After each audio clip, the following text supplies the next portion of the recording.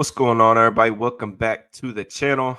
Today, big day, NFL schedule release day. So we've known the Steelers' opponents for quite some time now, but today we finally figure out, what the schedule's going to look like when they're going to play all of these teams, and it's exciting stuff. I do think that the schedule release itself is kind of a funny propaganda perk from the NFL because a lot of that stuff gets leaked before the 8 p.m. release time and doing the show just to like show off the schedule. It's kind of silly in my opinion, but it is exciting, especially for people around Steelers Nation trying to plan their travel plans around, when the Steelers are going to be playing, visiting different stadiums, trying to plan games, the Acrisure Stadium and stuff like that. So I want to jump on here, really just get my quick thoughts on like how the schedule's laid out, just what games I guess interest me the most, and just like pros and cons of how this thing gets laid out. So if you guys would please make sure that you like the video, subscribe to the channel, make sure you hit that bell for notifications, and drop me a comment. All that stuff is just a free, easy way to support the channel. If you guys want to go ahead and drop your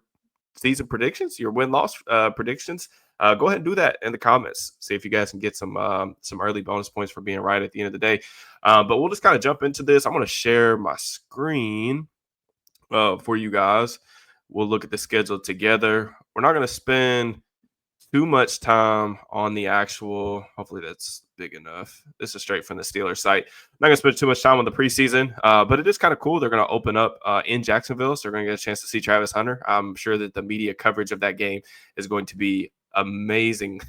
It's going to be pretty cool. But the Bucks and then the Panthers, which I think is usually their week 3 opponent. But going into the regular season, I think that this was the easiest thing to predict. I've said this a couple times, but I felt like that it was a guaranteed thing that they were either going to play the Jets or the Packers for the season opener for obvious Aaron Rodgers reasons, the Aaron Rodgers saga, especially now that we've got a little bit more drama just with how things ended with like Aaron Glenn and that whole meeting, him going on McAfee and things like that.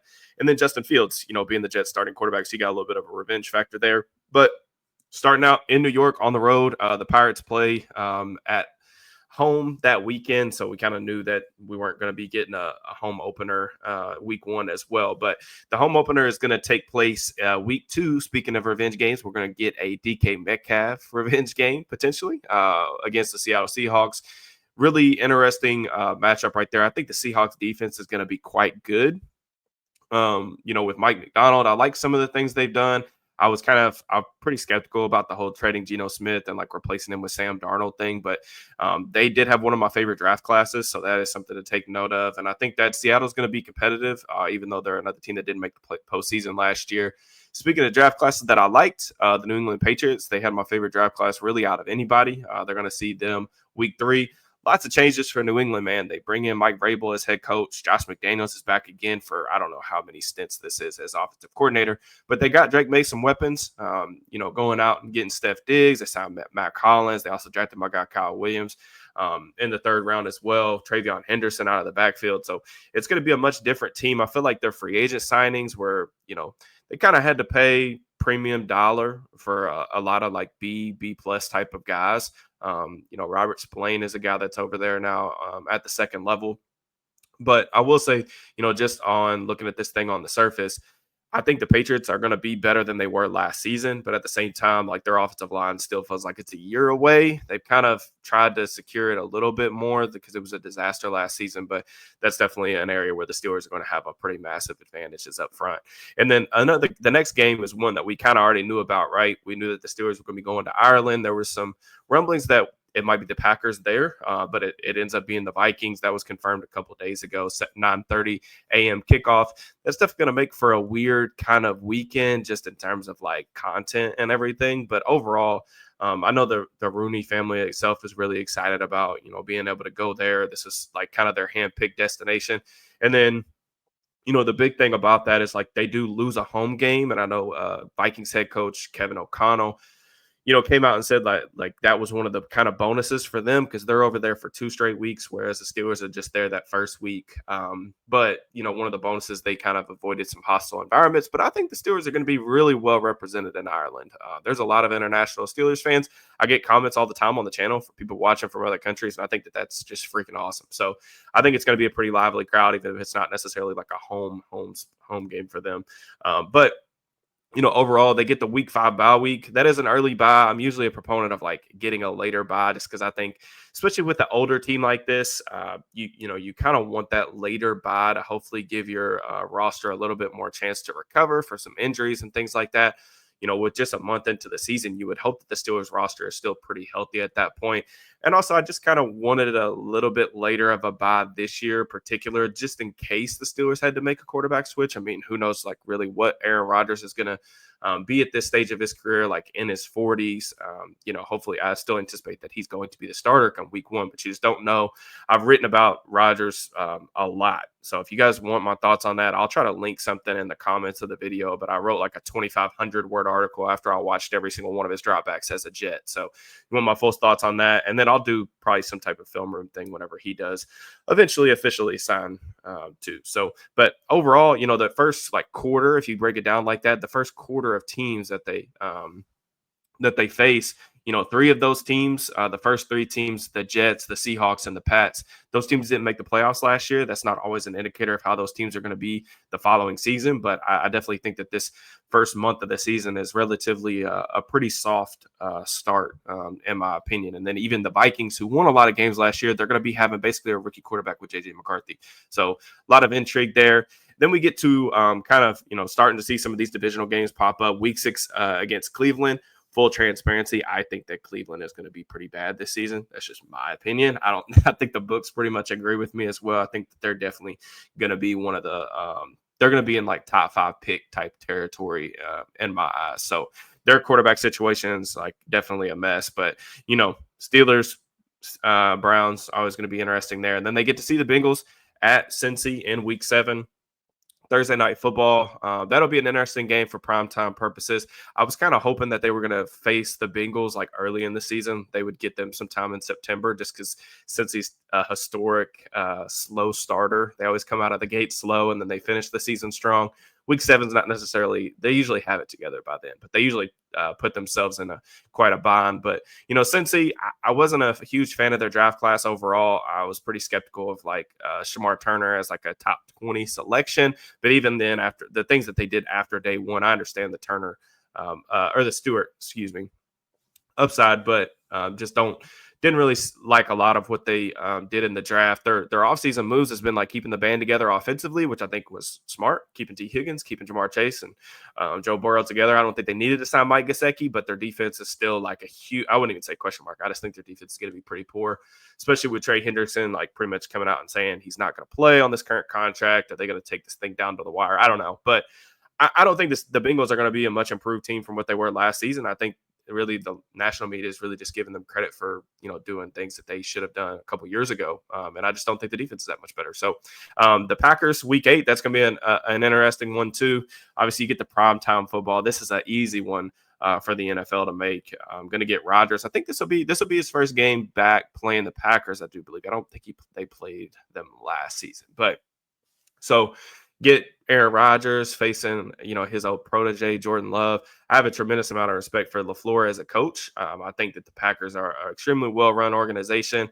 They've got some pass rush concerns. I don't know if they've done enough up front to kind of shore those things up. They haven't really got a lot of push or a lot of, I guess, impact from a lot of their high draft picks up on the defensive line. But, their defense was surprisingly pretty good despite that last year. They were the top 10, I think, in EPA per play. So that's going to be an interesting one. Like I said, LaFleur he's one of those guys, man, that really excellent play designer and play caller in general. So I anticipate that being a really fun matchup, especially at home. That one's definitely going to be high on my radar. Moving to the next kind of section of games, got the Indianapolis Colts.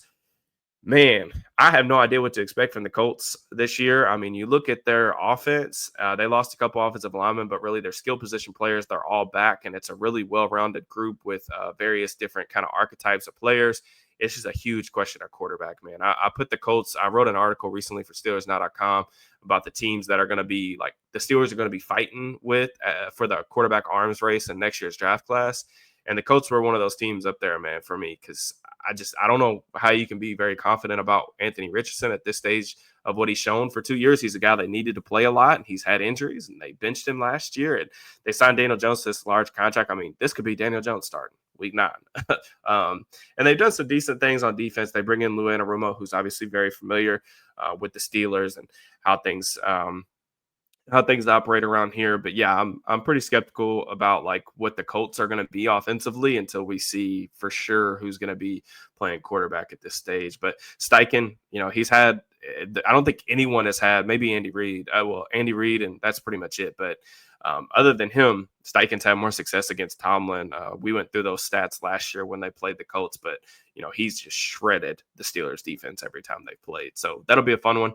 Head to the West Coast to play the Chargers. I think this is their only West Coast game. If you look, I saw a graphic on social media, which I kind of found interesting. The Steelers travel. They're like 20th or something like that in total miles traveled. I would have thought it was going to be higher than that just because they do go to Ireland, but they don't have a lot of big travel games. But going to play the Chargers, kind of a rematch from the game last year. Not surprising that they'd want to put that on primetime too. You're going to get Justin Herbert.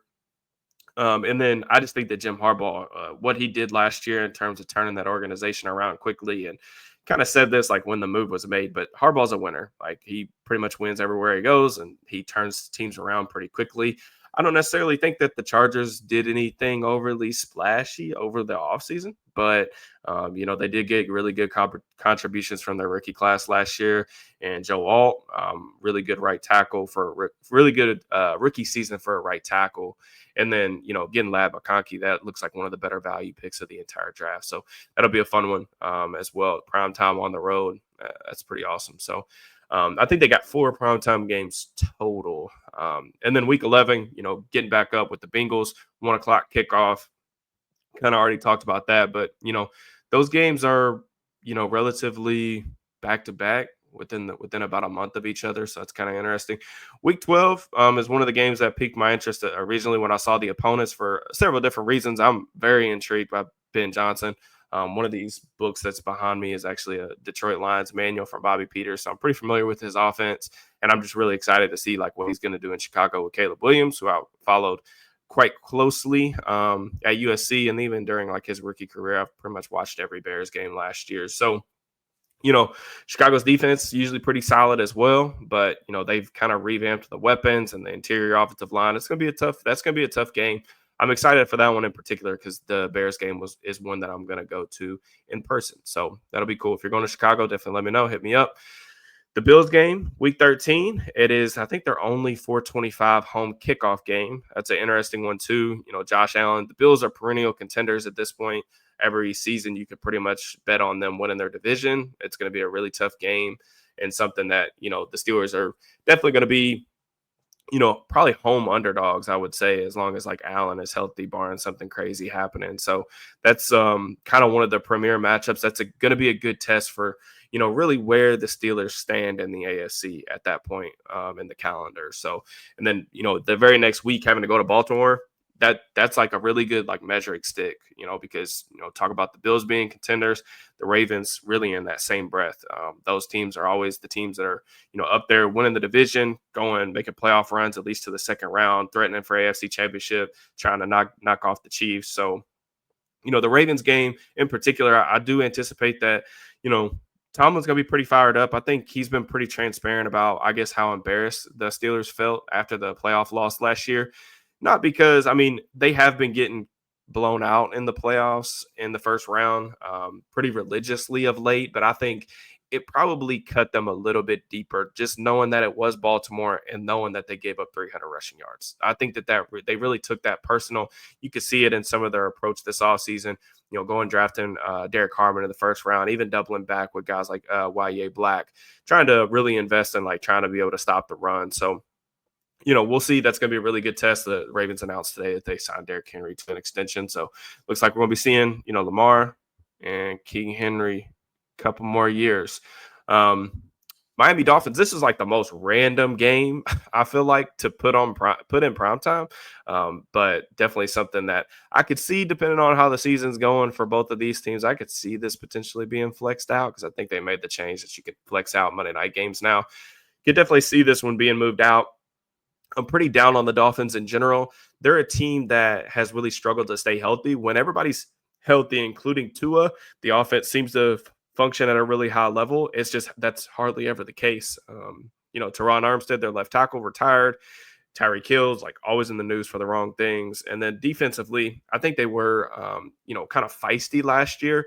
But I just look at some of the depth across the roster. I think Jalen Ramsey's, requested a trade. They've said they're going to trade him. You look at some of their depth really on the back end, and I'm pretty skeptical about that, what that's going to look like. Maybe some of the edge rushers that are coming back from injury could help them. But this is definitely a team that I feel like right now I like where the Steelers are in comparison to the Dolphins. And then, going to Detroit in week 16, Detroit is really a fascinating team, going to be a fascinating team to evaluate because, they won 15 games last year. They had a disappointing playoff, appearance, losing to Washington, I think in the divisional round. I think really what's going to be worth keeping an eye on for them is a lot of their big name players on both sides of the ball come back. They made They made like one splashy signing, which was DJ Reed to play cornerback for them. But they've got two new coordinators. Aaron Glenn obviously left for the Jets, who they'll see in week 1, and then Ben Johnson, like we talked about, heading to Chicago. So it's going to be a really nice test for Dan Campbell because this will be the first time that he's had to replace coordinators. If you've ever heard me talk about like head coaches, I think the biggest things that the head coach is responsible for, to be honest with you, beyond the CEO stuff that I feel like the media kind of talks about a lot, is really, can you get the quarterback right? And then, which I think they've done a good job, not just identifying Goff and giving them credit for like kind of reviving his career, but also like the play caller, making sure that you have a good ecosystem for him to operate within. And we'll see what the new play calling situation looks like in Detroit and if they can maintain their momentum. And then the last 2 games of the season are going to be Cleveland and Baltimore. Like I already said, Cleveland, I just don't think that this is going to be their year, to be honest with you. I'll be pretty disappointed. I will be relatively disappointed if they can't sweep the Browns this year. We'll see if that actually comes to fruition or not. But I'm pretty down on the Browns roster and just like a lot of the moves really that they made, just in conjunction to with just the quarterback situation.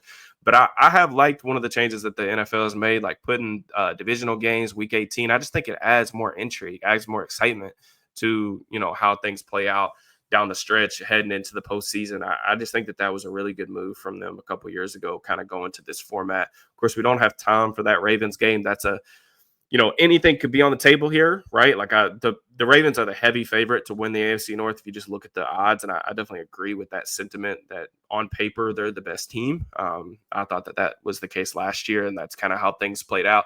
We'll see. I mean, this could be a game where this could decide the AFC North always, and that's really exciting to me. Hopefully that plays out. The Steelers are competitive enough to make that the case, but this could also be a situation where the Ravens are already clinched the division and they don't really have anything to play for. We've seen that kind of scenario play out over the last, 5-6 years as well, from not just the Ravens, but just various teams. But, overall, like when you just look at it, man, like I think that the second half of the schedule is definitely a lot tougher than the first half. You look at like the first 9 weeks, I feel, pretty decent about that. I would have preferred to have a little bit later of a bye week, but you look at the first 9 weeks, I think there are some good tests, but nothing like too crazy to where, their best opponents are definitely, I would say, in the second half of the schedules. It's particular this stretch against, the Bengals or the Chargers, the Bengals, those two teams.